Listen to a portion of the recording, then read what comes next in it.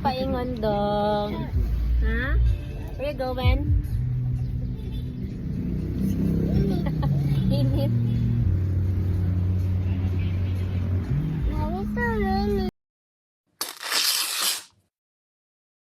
Halo mga kalaagan. So 2026 na no, welcome sa tuig 2026. So it doesn't mean hindi na ta mga laag yapon ta. So muna mga first laag karon nga tuig mi ragod sa duol no. So I'm with my family and kids. So we're going to Mount Anahawan Glass View Deck mga kalaagan.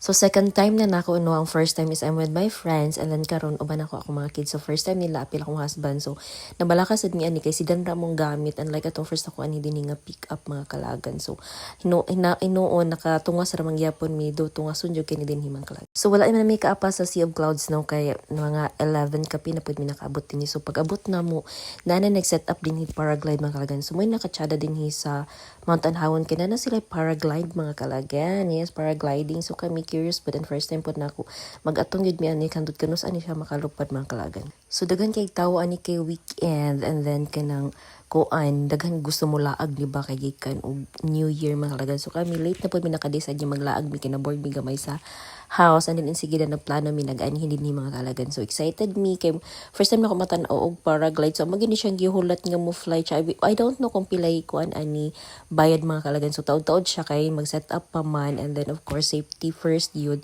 Check ang mga safety gears ayan nilupad. So di pud ka mahayan kay nice kay ang view po din sa Mount Anahawan as in overlooking ang whole Valencia and also the Quezon. So ako nga gatan-aw is nahadlok ko pero sure ko nga exciting kayo ni siya nga kanang kuan mga kalagan adventure. So gusto ko mo try ani pohon with my friends. Di lang kalon kay of course ko ba nako ako mga kiddos. And then dugay kina siya kay maglibot-libot na siya dito somewhere. So ako excited kay ko nga magpicture unta nga ang background is ang paraglide mga kalagan. Happy sad kay ko mga kalagan no kay last sa akong first nga pag-anhi dinhi is close ang kuan kaning glass view deck mga kalagan kay naay something crack then gina-check nila. So karon open na gyud and makatry na gyud tag lakaw-lakaw ani ilahang glass o di ba?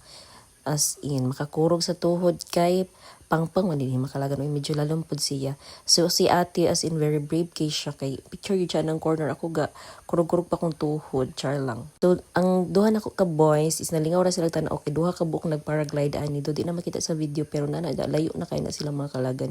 And I don't know unsa na nila pagtugpa pero for sure na sila mga ways and means and then pick up na sa dito somewhere. Ang akong dungdung nalingaw siya dinhi sa glass wala gyud siya gibatig kahadlok mga kalagan ay as in kamang-kamang na siya din mga kalagan while watching sa nagparaglide with his daddy mga kalagan. Of course kami sa girls picture. So actually na-appreciate yun na ako siya. Nice kay din especially unta gusto ta na ko ni si Clouds yun unta ni pero wala gid mi kasayo kay unplanned yun siya o di ba nagkusmod na si ate kay gigutom na siya mga kalagan. So kachut kay mi din I think wala ra mi nag 1 hour mga kalagan ni balik na din mi sa sentro sa Valencia kay ting paniud to na pod and then wala pod mi nagtarong og pamahaw. So moto nag-adto mi sa bag-o nga open pa din ni Sir Robinson ang KFC mga kalagan. So, first time in Valencia nga na KFC mga kalagan. So, last naman din sa Robinson City, gapanikad na yun niya. Gusto siya matry din sa KFC but I told her nga next time na lang. So, karon dito nga time nga makakaon mi dinhi. So, kakaon din agad mi aning KFC mga kalagan. Pero,